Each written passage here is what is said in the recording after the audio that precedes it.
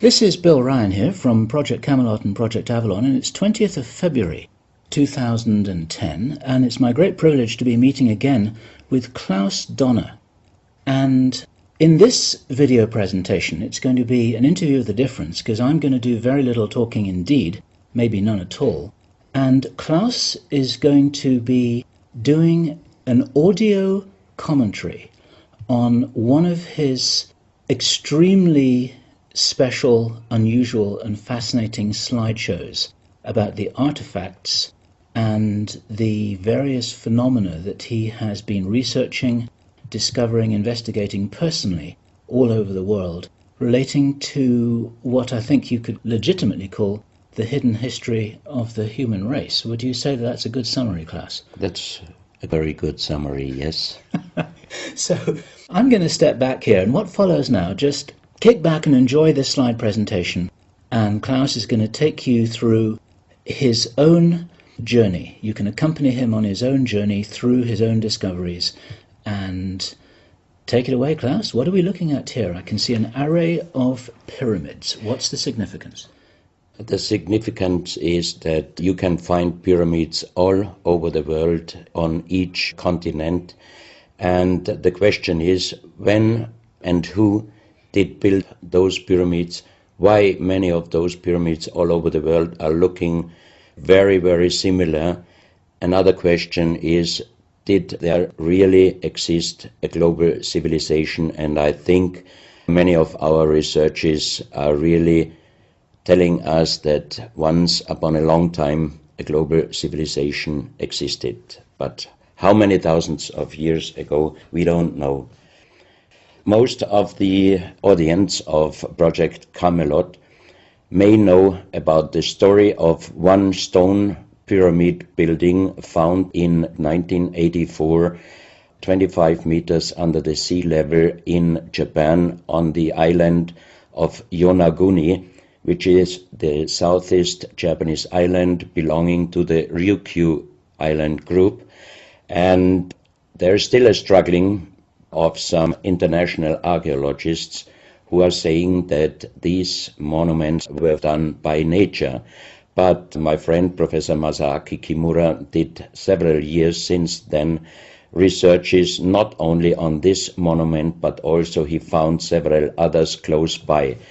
On the right side down you have a model, and one thing nature is definitely not doing on top of two platforms of this monument. There is one huge stone turtle and one huge stone bird like an eagle. Nature is doing many things, but not such a precise, perfect monument. And the question is, where are all the stones? If nature would have done it broken down, where are those stones? There are also streets, and there was also found a stone stadium like a Roman Colosseum with stone seat rows and stone stairs. Nature is great, is doing many, many great things, but not such perfect buildings. Here you have the huge stone turtle, and you can see also how small is a diver against this big monument. Here you have one street with stairs going up. Here again a very close-up picture just to recognize the size of this huge monument. Here you can see some world maps. On the top, on the right side, you can see the Piri reis map, which was used already long time before Christopher Columbus came to America. And you can see how perfect this map was already in the beginning of the 16th century, showing part of Europe, of Spain, Portugal, part of Western Africa, and also part of South America. We do not know until now who was able to make such a perfect map already centuries ago. And on the rest of the Piri reis map, which we do not show on this picture, you can also see the Antarctic without ice. In 1956, researchers found out that the Earth under the ice mass at the Antarctic is exactly like the Piri reis map was showing. So this Piri reis map should be at least older than 10 to 12,000 years. But the next question would be, who was able to make such a wonderful world map? On the left side, on top, you see Atlantis, done by Athanasius Walzemüller, and the map is the other way round. He did it the other way round, and you can see the continent between Europe, Africa, and also America. And you can see on the left side down different sides of a huge stone world map.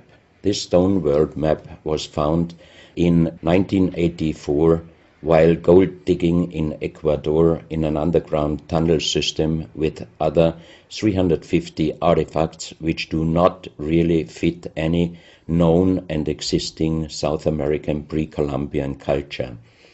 On this stone map is a natural quartz line, a white one, and this is the front side of the world stone map, and you can see approximately in the Near East, close to Saudi Arabia, you can see an inlay as an eye.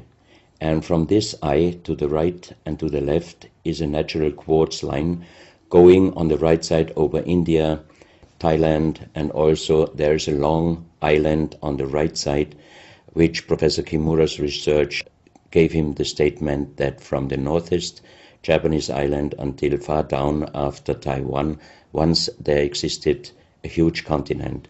But then this world map must be older than at least 10 to 12,000 years.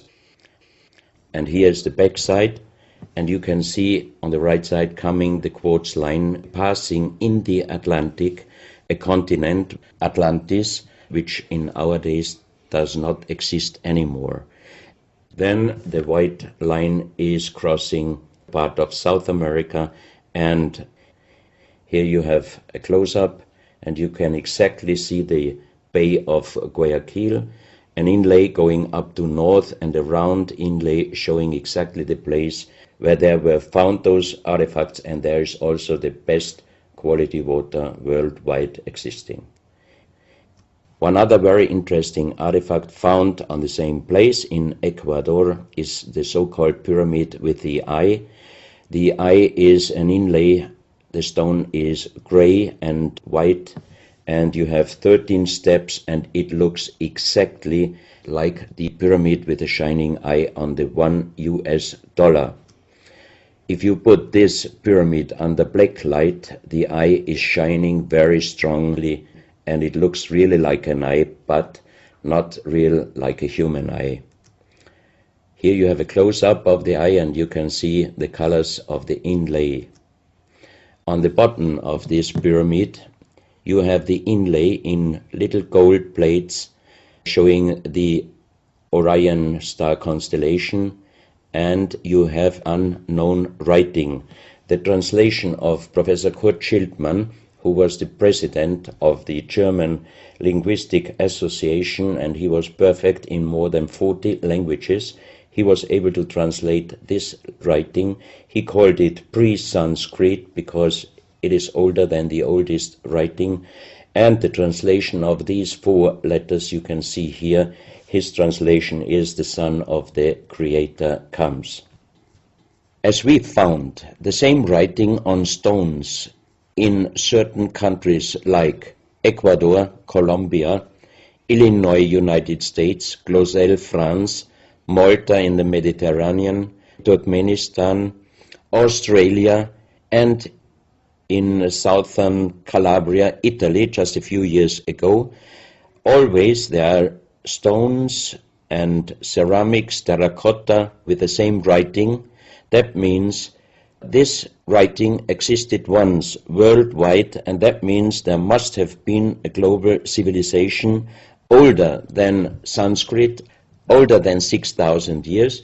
And Professor Schildmann also told me that this writing has a little similarity to the Indus writing and also to the Easter Island writing. And as he said, this is older than Sanskrit. He called this writing pre-Sanskrit. On this stone, you can see on the top the 2 eyes, and then you see the right hand holding the pyramid and putting the left hand on top of the pyramid. That means showing how to use this pyramid with the eye. On this stone you can see an encarving, sitting a man on a stone holding the pyramid exactly as it was shown on the artifact before. From his eyes are going rays out, and on the right side you see two bowed persons.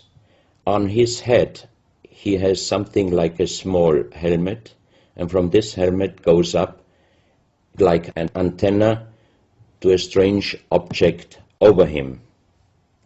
And here you have the photo of the discovered helmet. We could not yet make a metal research or checking what kind of metal was used, but you can see in the center of the helmet that something is missing, and that might have been this kind of antenna which was shown on the artifact before. Another very strange finding from the same place is one big jade cup and 12 little jade cups. As the 12 cups are man-made and each one is a little bit different in size, if you fill them up perfectly with water and you put the 12 cups of water inside the big cup is completely filled. The next strange thing is that you can see on the little cups numbers which are looking like the Mayan numbers, but if you compare them with the Mayan numbers, you find out that there are some little differences. And on the big cup you can see a perfect inlaid star constellation, also showing the Orion and other stars. And inside the big cup it is very, very magnetic, and outside the cup nearly nothing. Professional geologists are saying this is impossible, because if a stone has metal particles inside the stone, it must be same magnetic from both sides. Here you have a close-up of the big cup, and you can see a perfect inlay of star constellations, and they are shining very brightly if you put black light on it. Here you have some small cups that you can figure out more clearly the style of the numbers inlaid in a strange material, also shining under black light. That's another piece, a jade plate with the same star constellation inlay like on the big cup, and two persons facing the sky, and on the next picture you can see that also the eyes of these two statues and the star constellation is shining very strongly under black light. This was once a hard-formed brown stone, changing the color in the center of the stone into black, which usually in nature does not happen. And you can see, if you look very close, you can see a face with closed eyes, with a mouth, the nose, a long beard and long hair. On the left side, the face and also the stone is broken. This is the reverse side of this stone. You can see a spiral and a triangle. The center of the triangle is very magnetic, also shining under black light. Here we have the backside of a cobra. The cobra never existed in South America, but this one was found at the same place. On this side of the cobra head you have 33 lines in lines. So 33 is also a very mystical number since long time. And on the left side and right side you have 7 points inlaid, and maybe these are the chakras. Also this cobra head is shining brightly if you put black light on it. Another object here, you have a perfect worked dolphin head, and also this artifact is shining under black light. Here you have a kind of stone helmet. You can put this granite stone helmet on your shoulders, or you can lay your head inside it, and the inlay points which you see on this helmet, some experts told me that these points are exactly the acupuncture points on the human head. Here you can see how it might have been used, and a few months ago they found at the same place an unfinished stone helmet. So that means that also some of these artifacts were made directly in Ecuador, but many, many years ago. And also the inlay on this object are shining under black light very bright. This is a fantastic jade snake, and also the inlay points are shining under black light. Here we have one artifact which is very perfectly carved on the back side, so that means it might have been used to put this artifact on the front of your forehead. You can see the two eyes inlaid, and on the reverse side you have the so-called third eye. Maybe this artifact was used for some ceremonies or for meditation. Here we have a jade plate with an inlay of a spiral, also shining brightly under black light. Another one, you can see 7 rings inlaid in the jade plate and also shining under black light. Maybe this also could be a presentation of the 7 chakras. Here is one of the ceramics found there. It's a great masterpiece, and the question is, how can you make this artifact out of one piece of ceramic? Here we have another pyramidal stone found also in Ecuador. On top you see the pyramid with the eye, and you have down several spirals and symbols. Some of them are very similar to the churchward Nakal plates, which he found 1880 in India, and the translation was talking about the sunken continent of Mu. This is a marble with another inlay of a spiral, also shining very brightly under black light.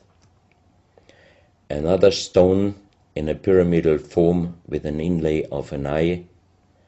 Here you can see again the pyramid with the eye, and on the bottom you see the Orion star constellation, the 3 Orion stars, which might focus us to the 3 pyramids in Egypt.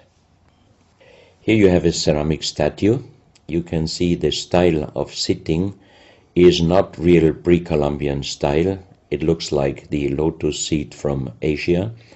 On top of this statue you have a head with some points, and it looks quite similar to many of the Buddha presentations. He holds a snake in his mouth. The snake is a very, very mystical and very often presented object. So that means this statue is not from any existing or known pre-Columbian culture. Even the next one, you can see that how this statue is sitting, it looks more the direction of Asia. On top of his head, again a very strange head, and in the center you can see like the head of a frog. Also the frog is a very mystical animal in old South American pre-Columbian culture, but also in Africa and also in Asia. Here another ceramic statue holding a kind of plate in his left hand, and it looks also not really pre-Columbian culture. This is another very strange artifact holding a stick with a snake. Again we have the snake here, and the question is where and who this statue was done. This is a photo of the Altiplano in Bolivia.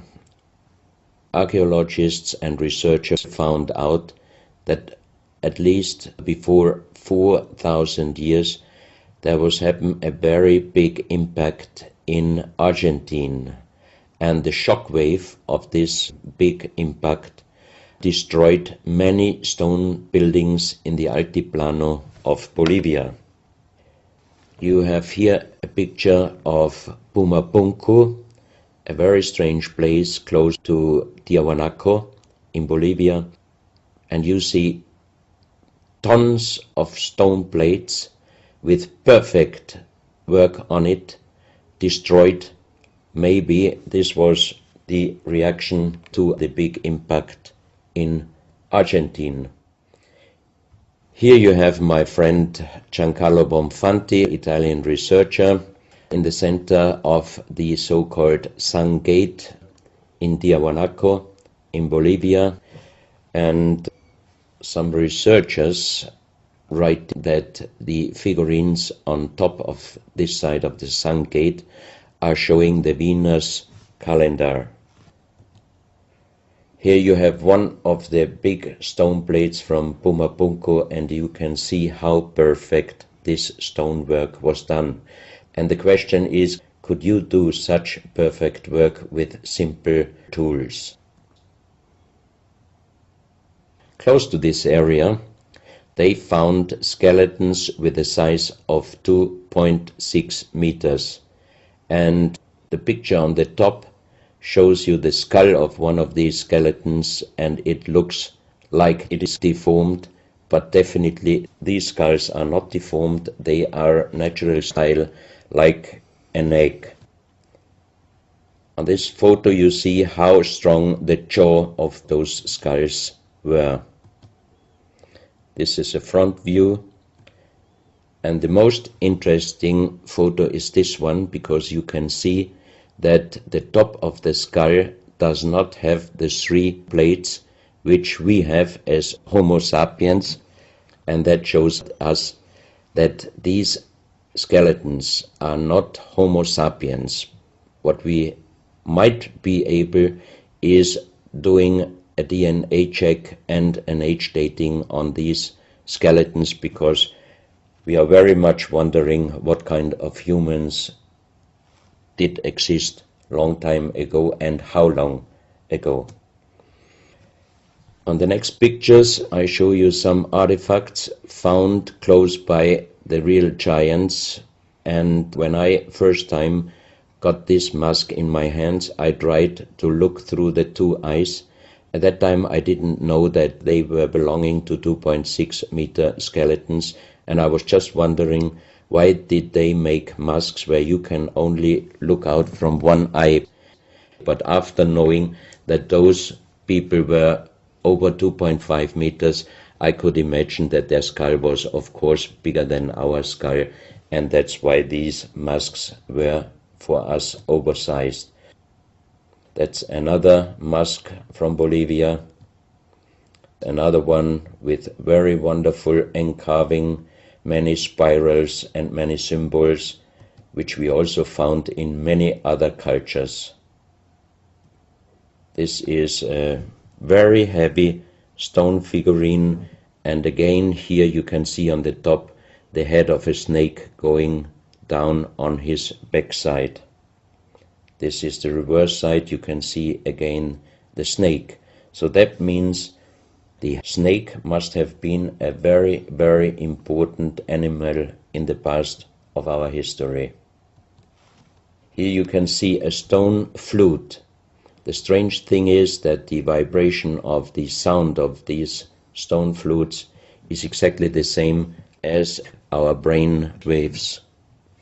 So that means maybe those flutes were used for meditation or for healing purposes. And each two holes are connected perfectly with each other. That means you can make perfect holes into this very, very hard stone, but how you connect with simple tools the two holes on the bottom, this would be even in our days a very difficult work to do. Because it's in the shape of a U and it curves around inside the stone. That's right. And with simple tools you are definitely not able to do such a work. And even the holes are very precise. This is the form of a boat, and you have 3 flute pipes at the end. Here you can see how perfectly they were made. This is another flute, very small. You can use it only with very soft blowing, and the sound is like the sound of the dolphins. This is an artifact where we do not have any idea for what purpose it was used. Now we are in Colombia. On the next few photos I show you very strange artifacts from Colombia in South America. The most famous industrial designer and architect in Colombia, Professor Jaime Gutierrez, is collecting strange artifacts from his country already since centuries. His most important piece is the so-called genetic disc. Here you can see a disc made out of lyddite, a very hard stone. It's nearly the same hardness as granite, but the structure of lyddite is like leaves, so it would be quite impossible to make the same disc in our days out of the same material. The diameter of this disc, we call it the genetic disc, is about 27 centimeters. And on this disc you have several things presented which usually you can only see with a microscope. For example, on the left side, around 11 o'clock, you can see one egg, human egg, without, and another with spermia. On the right side, at approximately 1 o'clock, you can see some spermias, and then you have several very strange presentations which we could not explain. But here on the left side you have a microscopic photo from the inside of a lady done by a Swedish photographer, and you can see that the egg without and with spermia looks exactly like the presentation on this genetic disc. On the reverse side you have on top several presentations of fetus in different size, different age, ending up with looks like a little child. You see also at the end of the plate around 6 o'clock female and male, and also on the right side around 9 o'clock you can see the presentation of man, woman and child. But the strange thing is how they present those human-like heads. Here you can see a knife done by the same material, lyddite. On top of the knife, on the handle, you have mother's head, beyond you have the child's head, and the umbilical cord is going around the neck of the child. So that means this knife would have been used to cut the umbilical cord, saving the child's life. This is a close-up mother, child and umbilical cord. This is an instrument. It might have been used for helping the child coming out, leaving the mother, when there were some complications. And it is also made out of the same material, lyddite. You have here the vagina and the child's head coming out. And on the reverse side, you can put only your thumb inside.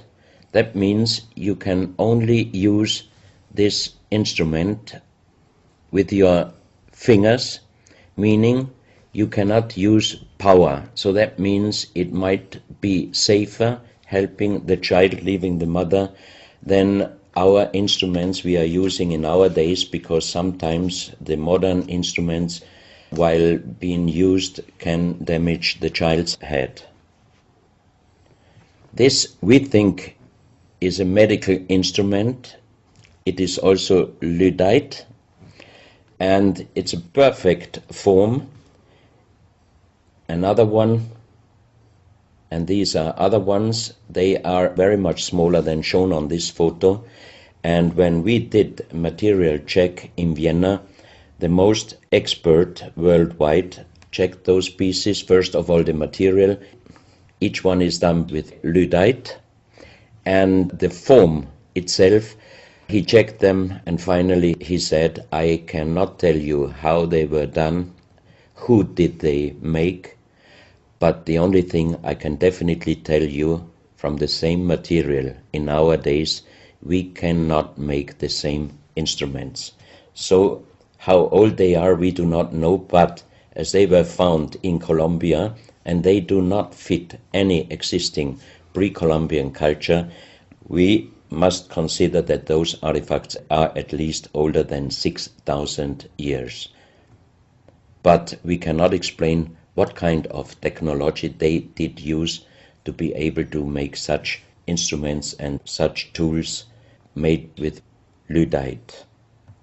You can see each piece fits exactly every kind of hand, never mind how big the size of the hand was. Each instrument, each tool fits exactly each hand which was using those instruments. This face looks a little bit like the Maui, the big stone statues from Easter Island. Here you have a close-up. This, in joking, I call it the dentist chair. Perfectly done, but again, same material, lyddite. And the strange question is, why, if they could make such perfect figurines out of this very difficult material, why did they show the human face always with big round eyes and a little nose and a big mouth? There is no real explanation possible. This is again one piece from Colombia, lyddite. On the front side you see the mother holding the baby, and on the back side you see the man with armors, most probably for hunting. This stone figurine was found in Colombia. It looks exactly like the Maui statues from Easter Island, but it is only about 30 centimeters in size. This is another masterpiece of stonework. You have on both sides presented one bird, but if you look at the front side, you can see that the two birds presenting a face, and on the left side, between the bird's head and the wings, you see again this unknown writing which we found on stones from all over the world. This is the mother holding a child, very strange face, and it's a kind of jade material. This is another stone from Colombia showing an armadillo. On top of the armadillo you can see a strange face with long ear and two horns on top. On this artifact you can see a smiling face on top. You have two triangles on this side, and on the other side, on the right side, you have a face. Again, the animal face on the right side, and some unknown symbols. And on the bottom of this object you see an animal, looks like a crocodile. Now we are moving to Guinea, West Africa, very close to the border with Mali. They found on a huge granite mountain the half portrait of a lady done in granite stone, and the size of this statue from top of the head until the middle of the torso is exactly 150 meters. So this is a real big question.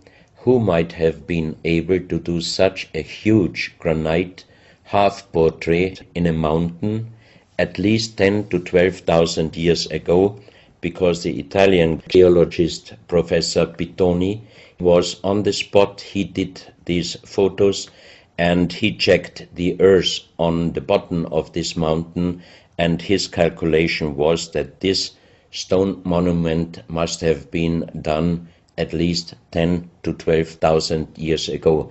But then we have the real big question: who could have been able to do such a big stone monument? Even in our days it would be impossible, or at least it would cost so much money that it would never be able to do.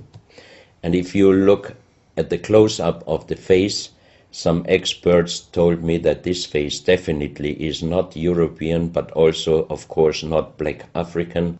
It must be either South American or Asian culture. But then again, we are at the point 10 to 12,000 years ago. It might be the civilization, the lost civilization from Atlantis. Close to this area in Sierra Leone, Professor Pittoni was in charge of diamond excavations. And as he heard in this area a legend about Allah was angry with some angels, and he put them into stone and throw them to the earth. He put the sky, also made it into stone and throw it to the earth, and he put the stars and throw them to the earth. The legend says that the sky you can see on this stone, they call them sky stones, sky blue stones found in this area under the earth. And we did research in Vienna. This is definitely artificial stone. It's not a natural stone, and all the material could be found, but the only thing they could not inform us is what kind of color did they use to get this real sky blue color. The stone figurines found from 20 meters down to even 50 meters. Professor Pittoni always took some organic material from the finding place, and the age dating of those stone artifacts are from 2,500 years up to the oldest one, 17,000 years. Here you have a granite stone, so-called nomoli, stone nomoli, with very nice encarving. Here you have a man sitting on an elephant, as there are also the legends of giants all over Africa. You know how big is an elephant. It's a wonderful stonework. It's very hard and very heavy.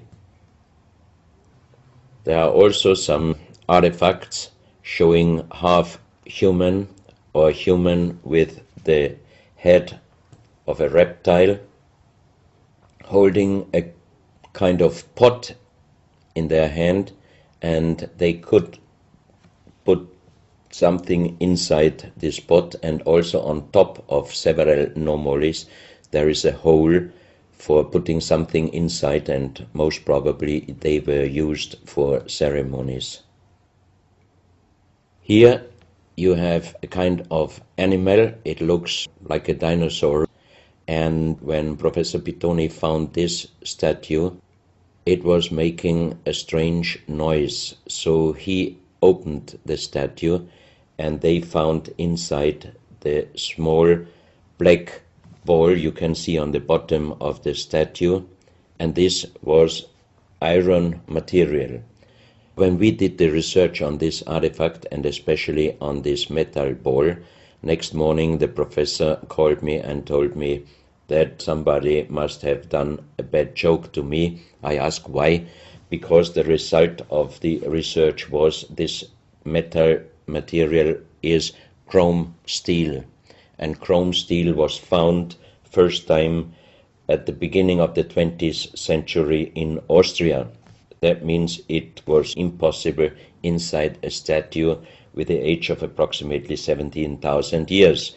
But when I called immediately Professor Pittoni, he was laughing and he said, I'm a geologist. If a statue is making a strange sound, I do not open it just right away, but I did several X-rays, and you can see here on the right picture one of the X-ray photos, and you see that inside the closed statue already the round ball, the chrome steel ball, was existing. On this X-ray photo you can see exactly, and also Professor Pittoni saw that this statue in former days already was opened but perfectly closed again, and he called a specialist who opened it exactly concerning this photo, the small stone ball which was closing the whole inside, and you can see that the metal ball was already existing. Some of you might have watched several pictures, photos on the internet of giant skeletons found in desert, in India, in China and other places. Most of those photos were competition photos to present Photoshop. Perfectly done. I also was quite impressed when I received first time one of those photos, but these photos I'm showing you now, they are definitely not coming out from a Photoshop competition. These photos are real skulls and skeletons. This skull was found in a tunnel system underground in Colombia. The skull is dated up to 11,000 years. The skull is bigger than normal skull, and the front teeth of the jaw are lined up in a different way than our teeth. Something that occurs to me here is that there's a very strong, pronounced jaw. It's a very prominent jawline, very prominent chin. And here you see a photograph that was shown to us by a Project Camelot insider. Now, this isn't a real photograph. This is a scene from the old Arnold Schwarzenegger movie Conan the Barbarian. And what you're seeing here is a special effect on the actor James Earl Jones. The critical thing here is the shape of the jawline. Our witness, who had spent time with the Anunnaki in real time, in the present day, said that one of the things that characterizes them, besides their size, which he says was 8 or 9 feet tall, he said they're very large and they're very strong and they look larger than that. But that's round about their height, which matches exactly the 2.6 meters that Klaus has been talking about. He said this is a very prominent, strong jawline, and this is what strikes me about these skeletons, these skulls here that we're looking at right now. Didn't know. No, you need to know this. Back to Klaus. So once again, here you have a very old photo done in a museum in La Valletta in Malta, and it shows several long skulls, and the explanation is deformed skulls, but they are very long, going to the back. This is one of several very, very strange skulls. They are presented in a small museum in Ica in Peru. Ica is located close to the famous Nazca lines, and the museum is called Museo Maria Reiche, the German lady who was researching her whole life about the Nazca lines. And in this museum you can see the most strange skulls I ever saw, all found in this area close to the Nazca lines. So the question is, what kind of humans were living there, and how did they get those skull forms? And especially this one, definitely several doctors and experts told me it would not be possible to create such a kind of deformation, because through deformation you do not get the double bone material on the skull, and on this skull even you have particles of the skin and hairs, and I think it would not be difficult to do a age dating and especially a DNA analysis of this skull. On this picture I show you some legendary skeleton forms of giants. In the year of 1964, in the south of Ecuador, in the province Loja, there broke down a part of a mountain platform, and Father Carlos Vaca, who was working as a priest in hospitals, he was called to this place and he found the broken bones of a giant. Good. Well, Klaus, I asked you if you would take us on a journey, and for the last nearly an hour, I think it is, you've taken us on a fascinating journey not only around the world, but through time, back as long ago as 17,000 years. And it's a real reminder of how little we know about what our history really is. These are important pieces of an important puzzle, and you're doing an enormous amount to raise people's awareness of what it is that we're not shown in many museums, what it is that we don't read in anthropological textbooks, and what it is that many university professors still refuse to recognize. And thank you so much for your part in helping to raise our own understanding of our history on planet Earth. Klaus, thank you.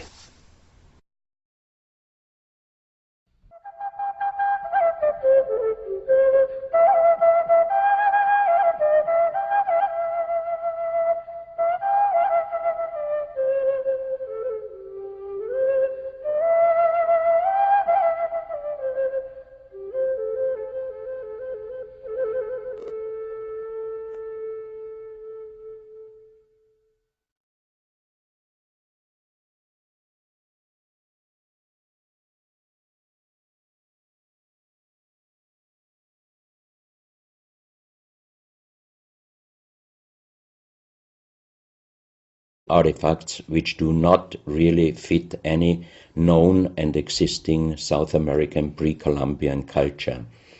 On this stone map is a natural quartz line, a white one, and this is the front side of the world stone map, and you can see approximately in the Near East, close to Saudi Arabia, you can see an inlay as an eye. And from this eye to the right and to the left is a natural quartz line going on the right side over India, Thailand, and also there is a long island on the right side, which Professor Kimura's research gave him the statement that from the northeast Japanese island until far down after Taiwan, once there existed a huge continent. But then this world map must be older than at least 10 to 12,000 years. And here is the back side, and you can see on the right side coming the quartz line passing in the Atlantic, a continent, Atlantis, which in our days does not exist anymore. Then the white line is crossing part of South America, and here you have a close-up, and you can exactly see the Bay of Guayaquil, an inlay going up to north and a round inlay showing exactly. Looking at here, I can see an array of pyramids. What's the significance?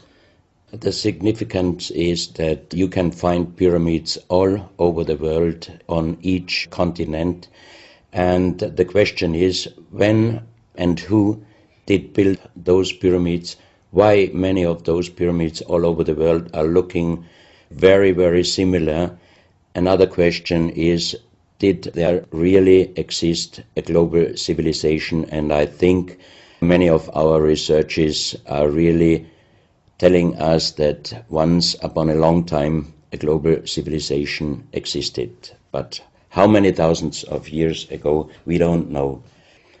Most of the audience of Project Camelot may know about the story of one stone pyramid building found in 1984, 25 meters under the sea level in Japan on the island of Yonaguni, which is the southeast Japanese island belonging to the Ryukyu island group. And there is still a struggling of some international archaeologists who are saying that these monuments were done by nature. But my friend Professor Masaaki Kimura did several years since then researches not only on this monument, but also he found several in Portugal, part of Western Africa, and also part of South America. We do not know until now who was able to make such a perfect map already centuries ago, and on the rest of the Piri Reis map, which we do not show on this picture, you can also see the Antarctic without ice. In 1956, researchers found out that the Earth under the ice mass at the Antarctic is exactly like the Piri Reis map was showing. So this Piri Reis map should be at least older than 10 to 12,000 years. But the next question would be, who was able to make such a wonderful world map? On the left side, on top, you see Atlantis, done by Athanasius Waldseemüller, and the map is the other way round. He did it the other way round, and you can see the continent between Europe, Africa, and also America. And you can see on the left side down different sides of a huge stone world map.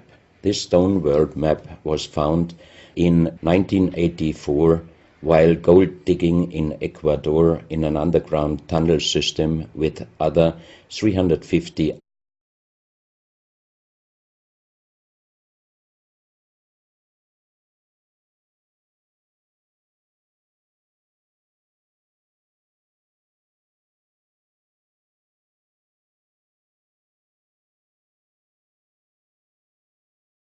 This is Bill Ryan here from Project Camelot and Project Avalon, and it's 20th of February 2010, and it's my great privilege to be meeting again with Klaus Donner. And in this video presentation, it's going to be an interview of the difference, because I'm going to do very little talking indeed, maybe none at all. And Klaus is going to be doing an audio commentary on one of his extremely special, unusual and fascinating slideshows about the artifacts and the various phenomena that he has been researching, discovering, investigating personally all over the world, relating to what I think you could legitimately call the hidden history of the human race. Would you say that that's a good summary, Klaus? That's a very good summary, yes. So I'm going to step back here, and what follows now, just kick back and enjoy this slide presentation, and Klaus is going to take you through his own journey. You can accompany him on his own journey through his own discoveries. And take it away, Klaus. What do we... Others close by. On the right side down you have a model, and one thing nature is definitely not doing on top of two platforms of this monument. There is one huge stone turtle and one huge stone bird like an eagle. Nature is doing many things, but not such a precise, perfect monument, and the question is, where are all the stones? If nature would have done it broken down, where are those stones? There are also streets, and there was also found a stone stadium like a Roman Colosseum with stone seat rows and stone stairs. Nature is great, is doing many, many great things, but not such perfect buildings. Here you have the huge stone turtle, and you can see also how small is a diver against this big monument. Here you have one street with stairs going up. Here again a very close-up picture just to recognize the size of this huge monument. Here you can see some world maps. On the top, on the right side, you can see the Piri Reis map, which was used already long time before Christopher Columbus came to America. And you can see how perfect this map was already in the beginning of the 16th century, showing part of Europe, of